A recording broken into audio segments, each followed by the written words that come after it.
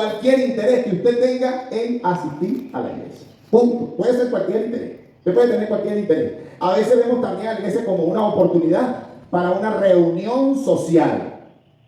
¿Sí? Hay iglesias que se ven y personas que piensan que asisten por reunión social. Otras veces, la verdad, dentro de cualquiera de las múltiples razones que usted pueda tener, es que hay decenas de razones espirituales. Oiga bien, decenas de razones espirituales y no mentales. Razones espirituales, que es muy distinto a tener una razón personal por la cual asistir a una iglesia, o recibir al Señor, o estar dentro, o conocer de Cristo, o vivir en Cristo. Existen diversas. Por eso es que los cristianos debemos conocer cuál es nuestra posición ante Dios. En otras ocasiones vivimos una vida sin gozo. Voy a seguir en esto. Hoy en día los psicólogos dicen que uno de los problemas más graves que está afrontando la humanidad en forma general, no solamente aquí nosotros los latinoamericanos, es el problema de la depresión. El problema de la depresión, el problema de las emociones, los problemas relacionados a este tipo de enfermedades. Y eso proviene justamente porque el hombre, la humanidad, está desembocando día a día en una visión, en una posición, digamos, destructiva o autodestructiva, o como usted le quiera llevar. Y eso nos lleva a pensar que no hay solución, que ya no hay nada, que todo se perdió, que todo se acabó. Entonces entramos y perdemos el gozo. Y aún algunos cristianos han caído de alguna manera en esta condición. En esa condición, en esa pérdida de gozo. Otra cosa, que a veces también en ocasiones no disfrutamos de las bendiciones que el Padre Celestial nos ofrece en su palabra. No las disfrutamos. Primero, la primera razón es porque no las conocemos. La primera razón es porque si nosotros no conocemos la Biblia, si nosotros no estudiamos la Biblia, si nosotros no meditamos la Biblia, si nosotros no conocemos la palabra de Dios, entonces no podemos conocer las bendiciones que Dios tiene para nosotros y cuántas promesas ha dado Dios para nosotros. 7,000 promesas que han sido dadas en la palabra de Dios, pero nosotros no las conocemos, y esa es una de las razones por la cual no podemos disfrutarla. Y la otra es que por esa razón es que es de suma importancia conocer, saber cuál es mi posición en Cristo. La primera razón es que, porque ¿quién soy yo en Cristo? Tú eres un escogido. Tú eres un escogido. Fui escogido en Cristo antes de la fundación del mundo para ser santo y sin mancha delante de Él. ¿Sabe usted que Efesios capítulo 1, versículo 4, dice, según nos escogió en Él antes de la fundación del mundo para que fuésemos santos y sin mancha delante de Él? Amén. Yo no voy a discutir y no voy a entrar en esa discusión teológica que tiene 300 y tantos años, 400 años, que si no, pero es que yo fui escogido, y tú no fuiste escogido. Y que yo no voy a hablar de eso, Lo que sí estoy absolutamente seguro, no, pero es que tú aceptaste a Cristo porque tú fuiste escogido por Cristo nada más a ti y dejó a tu mamá y dejó a tu hermana. No, Señor, yo no creo en eso, porque si no, entonces Dios es un Dios exclusivista. O sea, salva a uno los que Él quiere y los que no, entonces no tiene, no. Yo no creo en eso. Yo creo, y a otros dirán otras posiciones, pero yo creo que Dios predestinó de que su Hijo Jesucristo iba a venir a esta tierra para que todo aquel que en Él cree no se pierda, mas tenga vida eterna. O sea que eso de que unos sí, otros no, y ya Dios predestinó que unos sí, otros no, yo no creo en eso. Y la Biblia me dice de que Él predestinó, eso sí, que mandaría a su Hijo para que el mundo fuese salvo por Él. Y por eso nosotros fuimos escogidos desde antes de la fundación del mundo. Ser salvo. Pero depende de su decisión. Pero depende de su decisión en vida. Depende de lo que usted, cómo usted le dé o no le dé su corazón. Depende cuál sea su condición. En usted está la decisión de que esa predestinación sea una realidad en su vida. Ese es el número uno. Ese fue el número uno. Fui predestinado desde antes de la fundación del mundo. Fuimos predestinados. Y no como un precio bajo, fue como un precio muy elevado. La sangre de su Hijo Jesús. Número 2, como fui predestinado. Y fui predestinado para ser una nueva criatura. Soy una nueva creación. Razón número 2. ¿Quién soy? Diga conmigo, soy nueva criatura. Él te dice, dígalo de memoria. De modo que si alguno está en Cristo, nueva criatura, las cosas viejas, he aquí, son hechas. Amén. Denle un aplauso al Rey. Usted tiene 3 enemigos. Y el primero es el mundo, el primero, el diablo, si es verdad, y después su propia carne, son 3 enemigos. Pero el diablo te dice, pero es que usted, ahora después que hiciste esto, y que hiciste, y que traicionaste, y que mentiste, y que hiciste esto, y esto. Sí, pero la Biblia dice, es verdad, yo hice todo eso, pero hoy soy una criatura. Hoy soy una criatura, porque Cristo me hizo nueva criatura. Porque cuando recibí a Cristo, ahora yo soy nueva criatura. Amén. Y hay algunas cosas, hermano, que nosotros tenemos que reprender en el nombre de Jesús. Porque no solamente es el mundo que lo dice, sino nuestro propio pensamiento. ¿Usted me está escuchando? A veces, nuestra mente, hay una voz interna que no es la voz del Espíritu Santo precisamente. Cuando tú oigas esas voces que te están diciendo o que te están reprochando cosas que tú habías hecho, de las cuales te arrepentiste y que pediste perdón, pero esas voces internas hay que callarlas, declarándole la palabra. Sí, lo hice, pero soy nueva criatura. Amén. Porque así lo dice la palabra. Oiga bien, yo soy lo que la Biblia dice que yo soy. Amén. Usted, cada uno de nosotros somos lo que la Biblia dice que somos. No somos lo que los demás dicen que somos. Ni siquiera somos lo que nosotros mismos creemos que nosotros somos, sino lo que Dios dice que nosotros somos. Amén. Esa es la segunda razón. Porque soy nueva creación. La tercera razón. Soy hijo de Dios. Usted tiene que creer que verdaderamente usted es un hijo de Dios. Soy hijo de Dios. O sea, la transformación que Dios hizo a través del Espíritu Santo no la hizo solo para que nosotros viviéramos y saltáramos y cantáramos. No. Es que nos hizo ahora, nos hizo hijos suyos. Amén. Juan 1:12 dice que más a todos los que le recibieron, a los que creen en su nombre, les dio potestad de ser hechos hijos de Dios. Los cuales no son engendrados de sangre, ni de voluntad de carne, ni de voluntad de varón, sino de Dios.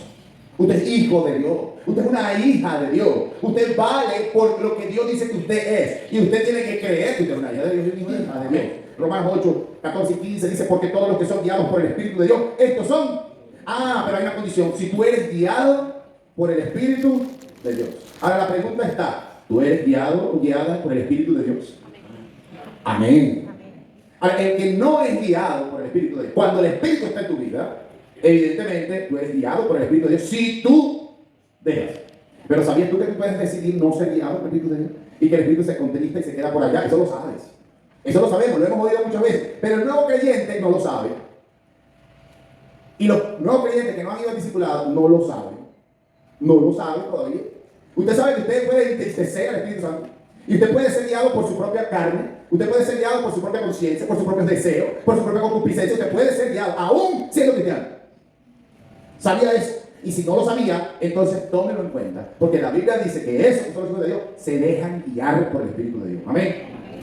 Cuarto, he sido liberado del poder, oiga bien esta palabra, del poder de la tiniebla.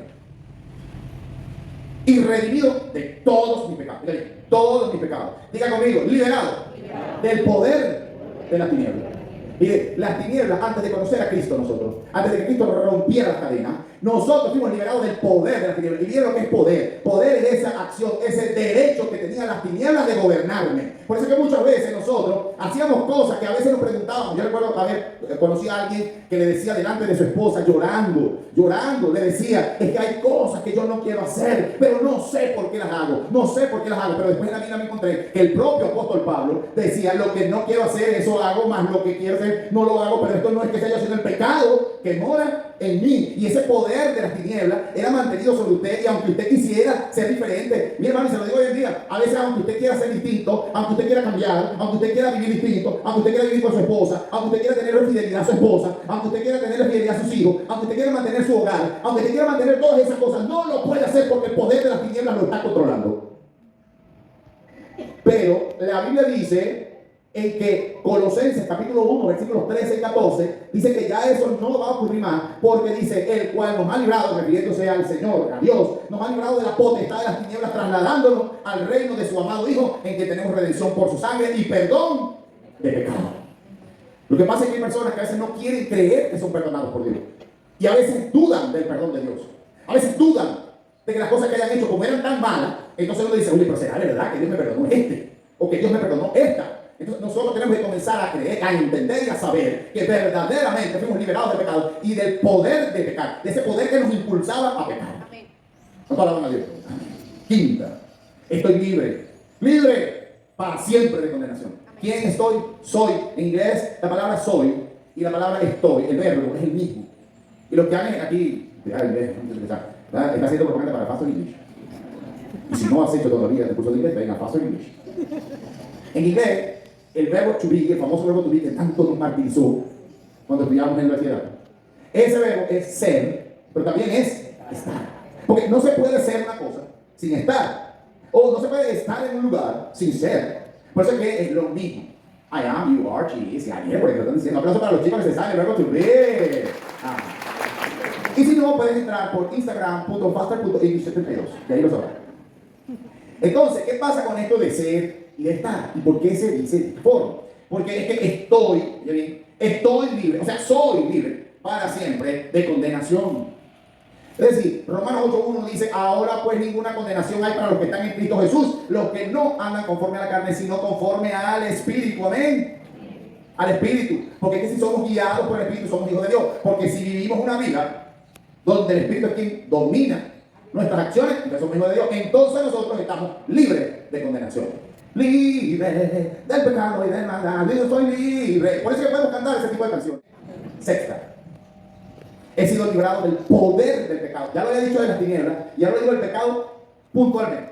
He sido librado del poder del pecado. Romanos 6:11 dice, sabiendo esto, que nuestro viejo hombre fue crucificado juntamente con él para que el cuerpo del pecado sea destruido, a fin de que no sirvamos más al pecado. Así también vosotros considerémonos muertos al pecado, pero vivos para Dios en Cristo Jesús, Señor nuestro.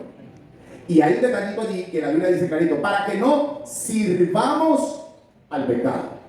Hay un detalle, una cosa es caer en pecado, una cosa muy distinta es que tú por algún motivo o circunstancia o por debilidad o por cualquier razón tú estés o hayas caído en pecado, lo cual requiere un proceso de restauración. Amén. ¿Cuántos han pecado aquí? Yo pensaba.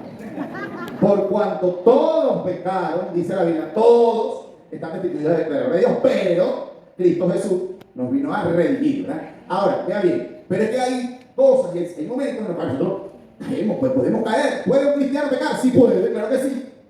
¿Puede caer? Claro que puede caer. Ahora, ¿dónde está el detalle? En la restitución, en que usted sepa restituirse.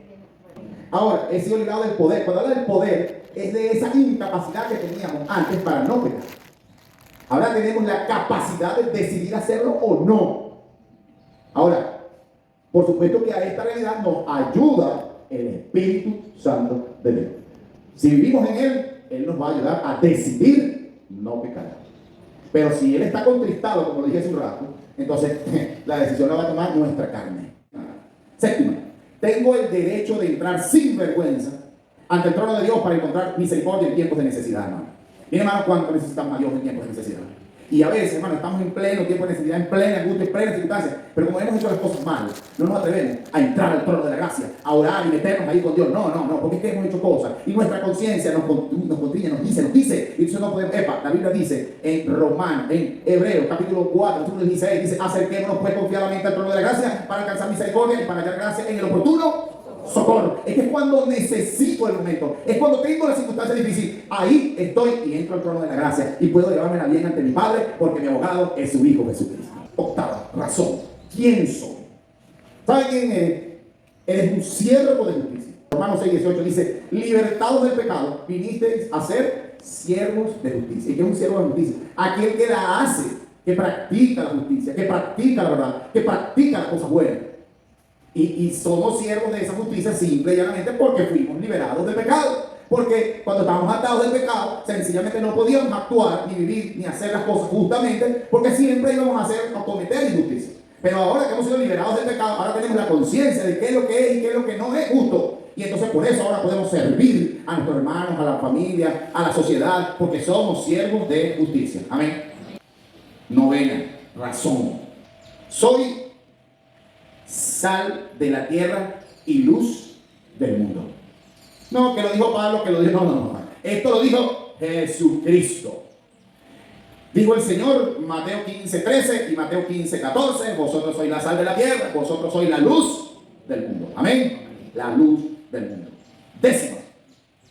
Soy amigo de Cristo. No solamente hijo de Dios, hijo del Padre, no, soy amigo y hermano también de Jesucristo. Nosotros no merecemos eso. Nosotros no merecíamos nada. No nos merecíamos nada. Lo que pasa, por eso es que también la Biblia dice que por gracia, por el regalo de Dios, y cuando hablamos de regalo de Dios, hablamos de perdón no merecido. Amén. Ahora, soy amigo de Cristo. Juan 15:15 dice: ya no os llamaré siervo, porque el siervo no sabe lo que hace su Señor, pero os he llamado amigos, porque todas las cosas que oí de mi Padre os las he dado a conocer. Y el Señor nos dio a conocer el reino. Y cada vez que el Señor, cuando usted oye, por ejemplo, las parábolas, cada una de las parábolas son enseñanzas que Jesús dio con el fin de que nosotros supiéramos. Y Él lo decía, es que el reino de los cielos es como, el reino de los cielos es como, el reino de los cielos. Y nos hizo conocer las cosas del reino. Amén.